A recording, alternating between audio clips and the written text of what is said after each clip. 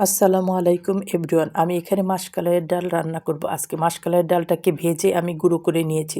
১.৫ cup পরিমাণ ডালে আমি ১০ কাপ পরিমাণ পানি দিয়ে দেব। দিয়ে দেব হলুদের গুঁড়া, মরিচের গুঁড়া, ধনিয়ার গুঁড়া, জিরার গুঁড়া। আমি এখানে গরম পানি ব্যবহার করেছি। আর দিব পরিমাণ মতো লবণ, পেঁয়াজ কুচি, রসুন কুচি আর কয়েকটা কাঁচামরিচ দিয়ে নেড়ে এটাকে চুলায় জাল হতে দেব।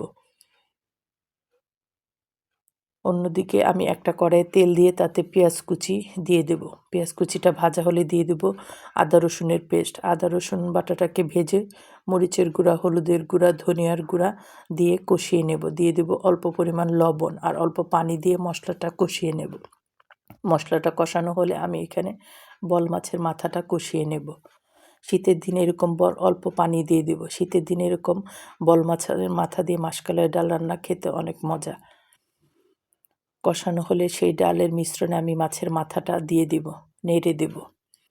এটা ডালের মাঝে আরও ফুটতে থাকবে, সিদ্ধ হতে থাকবে।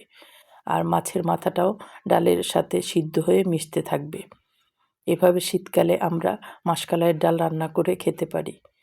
শীতকালে এটা বেশি খেতে ভালো লাগে। ধনেপাতা দিয়ে নামিয়ে নেব পরিবেশনের জন্য।